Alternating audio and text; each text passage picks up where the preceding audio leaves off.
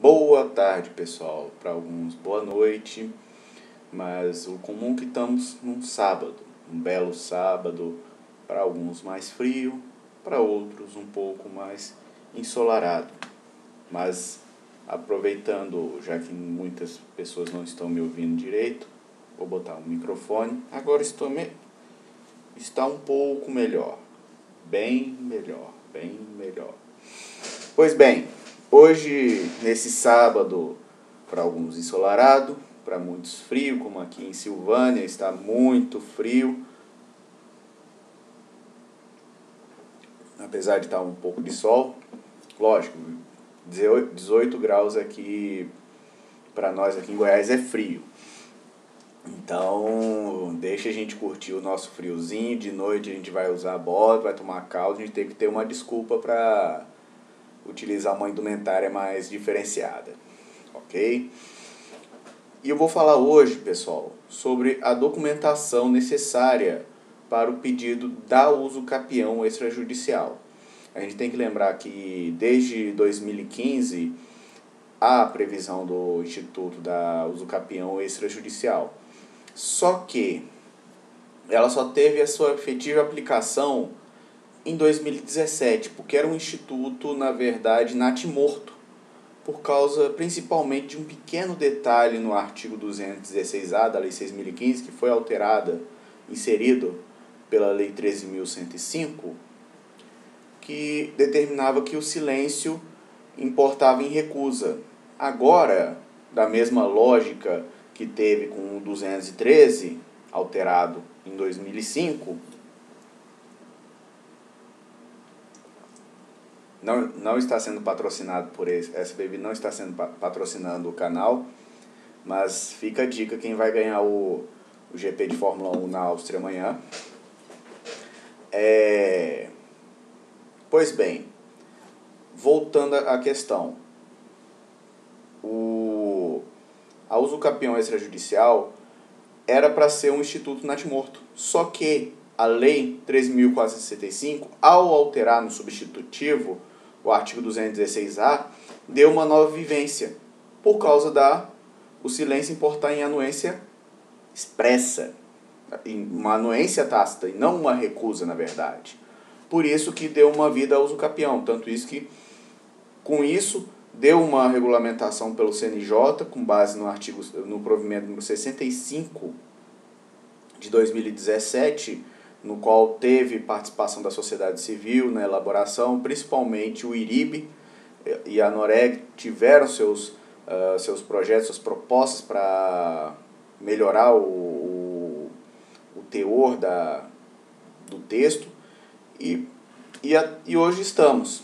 Os usucapiões são viáveis, as usucapiões são viáveis, que o que antes era somente pela via judicial está desjudicializando e de uma forma bem técnica, porque o registrador de imóveis tem, assim, a capacidade técnica de realizar isso, porque não só pelo seu bacharelado de direito, mas pela prática forense, ele tem domínio sobre os institutos versando sobre o direito fundiário. Por isso que há uma eficiência, uma melhor alocação de recursos materiais quando se promove a usucapião extrajudicial. Principalmente evita os litígios. O caminho da desjudicialização é um caminho inevitável. Se pensam que os cartórios vão acabar, eu vejo, desde quando eu tomei posse na minha serventia, cada vez mais maiores atribuições, em todos os sentidos. Pode ser no registro civil, tanto no registro de imóveis, quanto no protesto, quanto no tabelionato de notas. Só não vê quem não quer. E é a atividade extremamente viável. E já aproveito para dar um pequeno jabá sobre o livro de autoria meu e da Adriana, Teoria Geral do Requerimento Inicial de Usucapião Extrajudicial, editora BH. A gente fez com muito carinho, tem muitos checklists para vocês elaborarem suas petições iniciais de usucapião extrajudicial, modelos de atas e de editais. é bem voltado para a prática extrajudicial. Por isso que é de suma importância. Pois bem, sem mais delongas, eu vou falar então sobre a documentação necessária, e mais especificamente em relação ao Código de Normas aplicáveis ao extrajudicial do Estado de Goiás. Poderia muito bem falar do artigo 216A, eu poderia falar muito bem do provimento número 65, mas eu vou utilizar o Código de Normas do Estado de Goiás, que mimetiza muitos dispositivos de outros estados, como São Paulo, Rio Grande do Sul, Minas Gerais, e é um código, podemos dizer, fresquinho. E para quem for fazer o concurso do Estado de Goiás ano que vem, fiquem bem atentos, porque vai ser o concurso do ano. Ok, pessoal? Vamos lá. E onde está isso? Está no artigo 1177 do Código de Normas.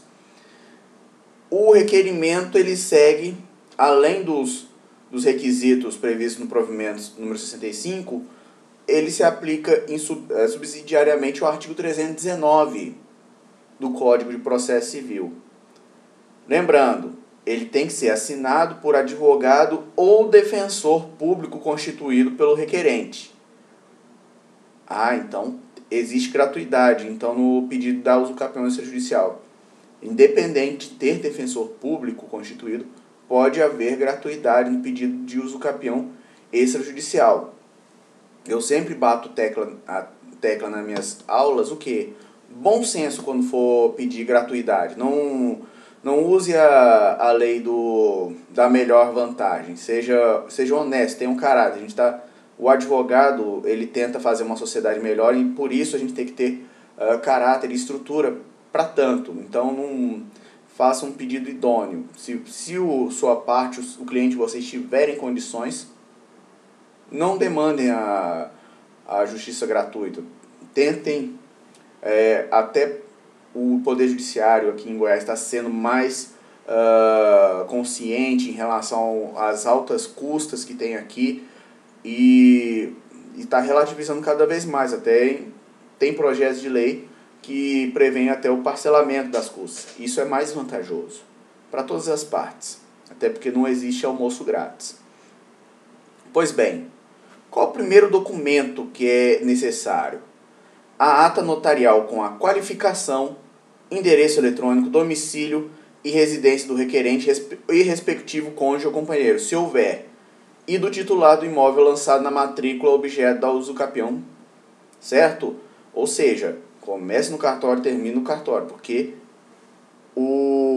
vocês têm que começar a usucapião antes de tudo, fazendo as buscas pertinentes ao imóvel na serventia imobiliária na qual vai tramitar o procedimento de usucapião, certo? Por isso que vocês têm que sempre ser atentos. Não é uma simples ata notarial. Aliás, é uma ata notarial sui generis. E se a gente for ver no direito comparado, por exemplo, em Portugal, o procedimento de justificação de posse, e também no Peru, eles têm outras nomenclaturas. Tanto isso nos projetos iniciais para usucapião extrajudicial, era para ser uma escritura pública declaratória, e não uma ata notarial. Mas ela não possui todas as características próprias previstas no artigo 384 do CPC. Mas se a lei diz que é uma ata notarial, é uma ata notarial.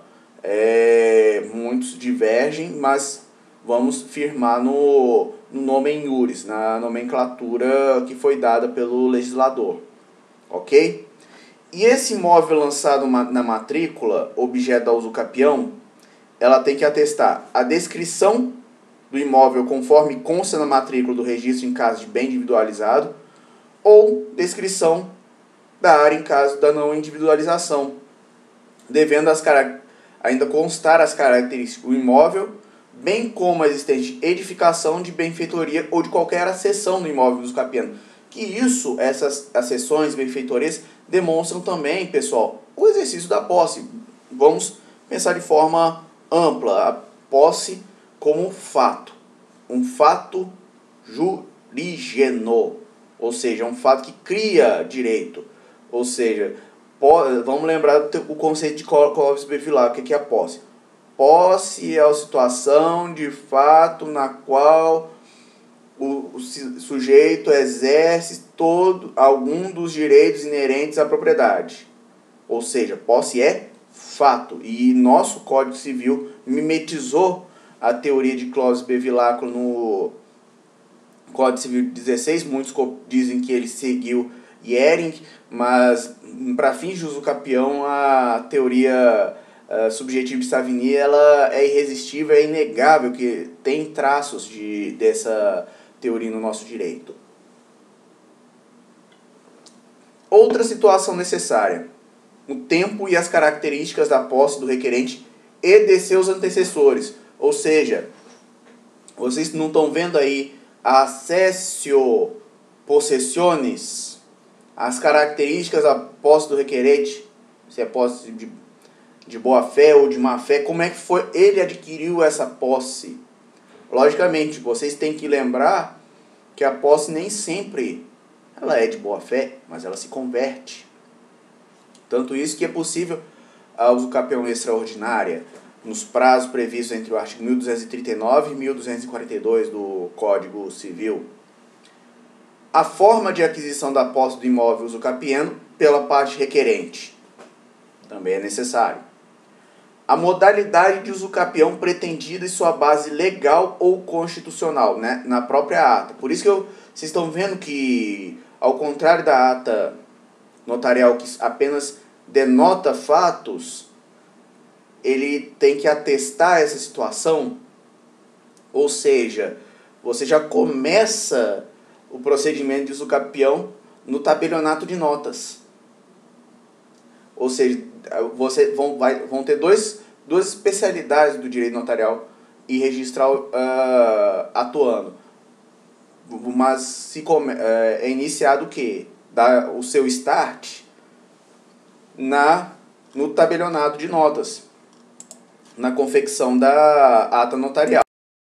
Pois bem, pessoal, aí, lembrando dessa necessidade de atestar determinados fatos, um deles a modalidade de uso capião pretendido, sua base legal ou constitucional, lembrando que o registrador não se vincula a essa modalidade de uso capião, e por isso que são vários profissionais do direito envolvidos nesse caso, tanto o advogado, quanto o registrador, quanto o tabelião, ou seja, por isso que vocês vão ter uma definição jurídica de acordo com o fato, certo? Por isso que o estudo dos direitos reais é importante. Também, o número de imóveis atingidos pela pretensão aquisitiva e sua localização, se estão situados em uma ou em mais circunscrição. Outro elemento importante é o valor do imóvel, que eu vou explicar doravante como é que é dado o valor do imóvel. De acordo com o provimento 65, é um valor predominantemente fiscal. E caso não tenha um valor fiscal, é o valor declarado pelas partes. Logicamente, lembrando que a administração tributária ela é muito eficiente, muitas vezes situação de posse, elas são tributadas. Tanto para fins de TBI, para fins de IPTU, para fins de ITR, a administração tributária está certa. Como diria George Washington, há duas certezas, a morte e os impostos. E infelizmente mas aí há uma utilidade. A validação é o critério quantitativo. Se a gente pegar a teoria geral do direito tributário de Paulo de Barros Carvalho, base de cálculo vezes alíquota, para definir o quanto vale esse imóvel. E outras informações também que o tabelião de notas considere necessárias à instrução do procedimento. Pode ser feito depoimento de testemunhas? Sim. Ou partes confrontantes também são necessários. Outra situação é até por questão de estratégia na usucapião extrajudicial, pessoal. E muita gente falha nisso. Por quê? eu falei da multidisciplinariedade. E essa multidisciplinariedade, ela ocorre principalmente na contratação de um profissional topógrafo, agrimensor ou urbanista. Por quê? O item 2. Planta e memorial descritivo assinado por profissional legalmente habilitado, com prova de anotação e de responsabilidade técnica respectivo Conselho de Fiscalização Profissional e pelos titulares de direito registrados ou averbados na matrícula do imóvel usucapiendo ou na matrícula dos imóveis confinantes ou ocupantes a qualquer título. Opa, peraí, vamos repetir o finalzinho. E pelos titulares de direito registrados ou averbados na matrícula do imóvel usucapiendo ou na matrícula dos imóveis confinantes ou pelos ocupantes a qualquer título. E se não tiver? Gustavo, e se não tiver? Haverá aquela famosa notificação dos titulares de direito registrado e também dos confinantes, certo? Lembrando, por isso que também vocês têm que ter uma estratégia de como vocês vão ter essas assinaturas e como vai ser notificado ou intimado. A planta e memorial é responsabilidade do profissional de sua escolha, por isso tenham bons profissionais de referência, certo? Como não é dever ético não recomendar, mas preste atenção nessa situação de topógrafos, queiram pessoas gabaritadas. O barato nesse ponto sai caro. Lembre-se disso. Desconfiem sempre de valores baixos dados por algum topógrafo. Outra situação, mas também que não é essencial: justo título ou quaisquer outros documentos que demonstrem a origem, a continuidade, a cadeia possessória e o tempo de posse. E o justo título tem um rol enunciativo previsto no provimento número 65. Lembrando que justo título pode ser qualquer elemento que demonstre essa origem, o exercício da posse justa. Nec vim, nec clan, nec precário. Pois bem, eu me lembro de um professor meu de direitos reais que ele até alegava, pode ser até o papel de pão.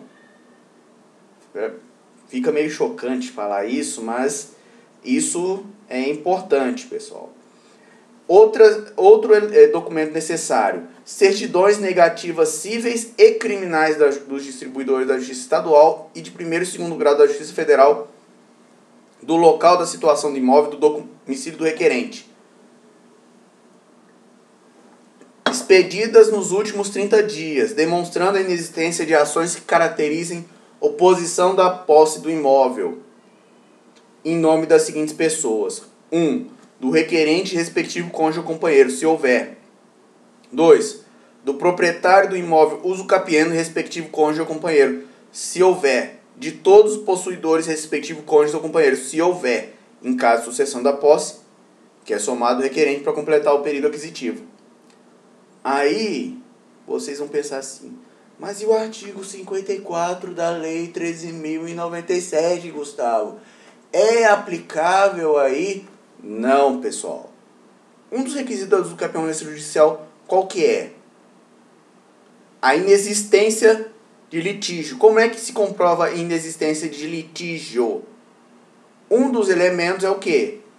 Essas certidões que demonstram a inexistência de ações que caracterizem a oposição à posse do imóvel.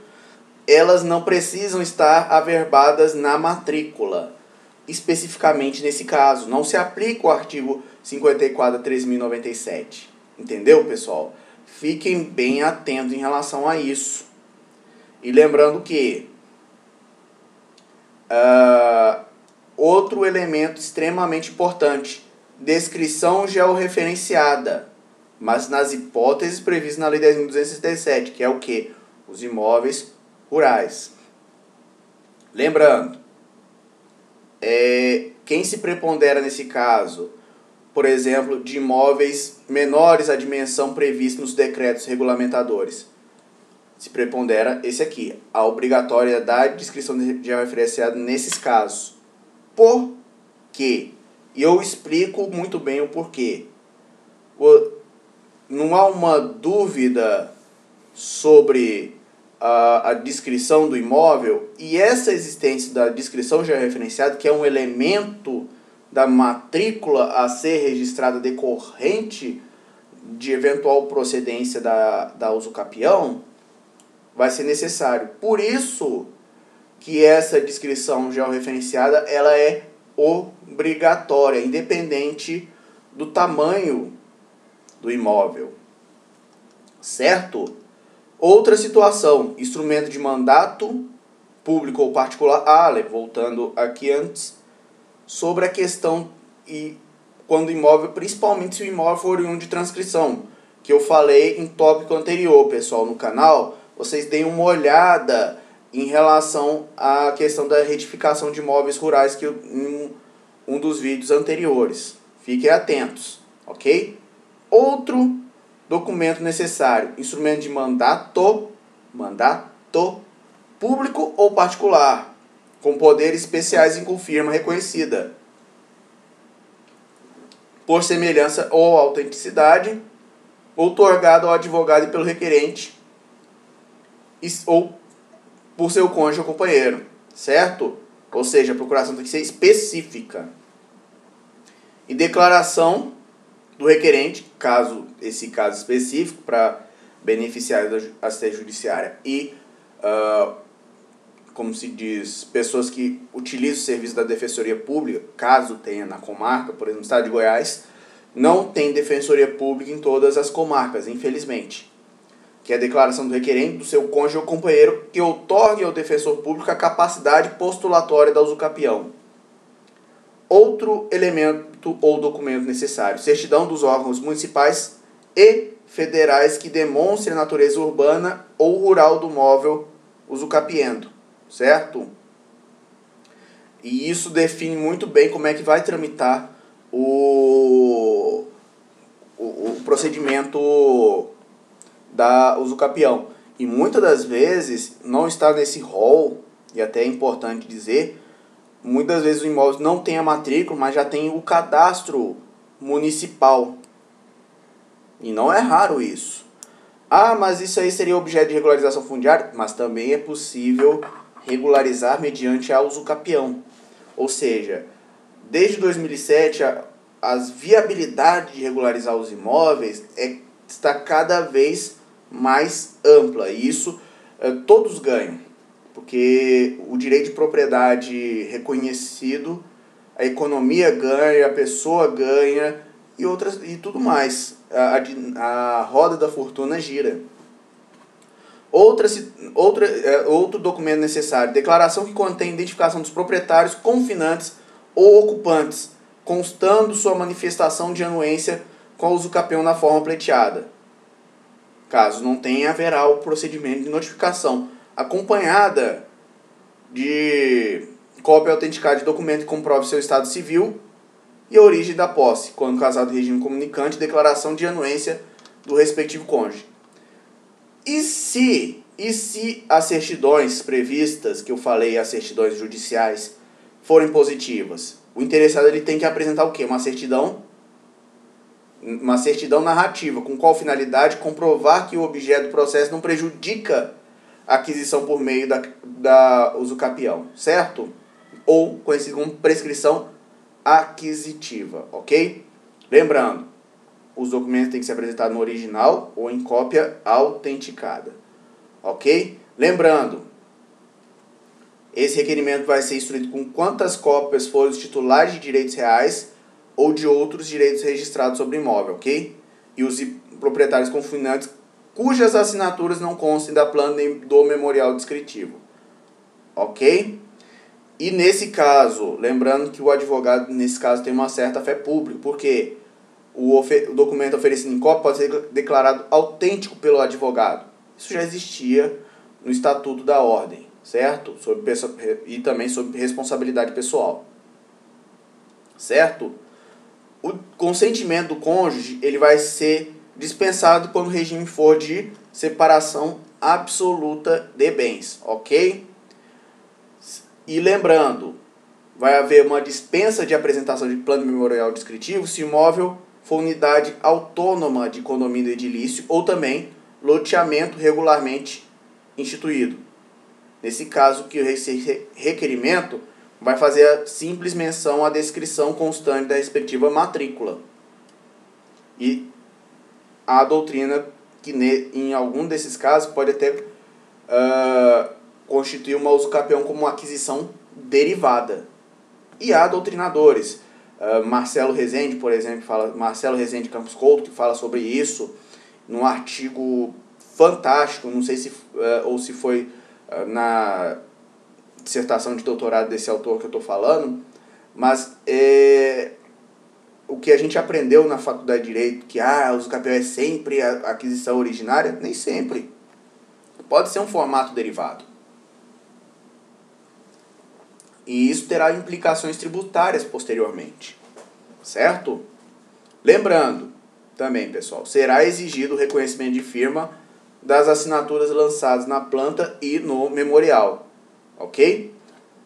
E lembrando mais uma coisa, que o requerimento ele pode ser instruído com mais de uma ata notarial, certo? Ou também escrituras declaratórias, ok, pessoal? Então, pessoal, é uma situação sucinta, eu apenas vou restringir aos documentos que devem instruir o requerimento de usucapião extrajudicial. Me ponho de pé à ordem para qualquer questões e fiquem atentos para próximos vídeos do canal. Desejo um bom fim de semana para vocês e muito sucesso. Estudem que o sucesso vem, um dia vem.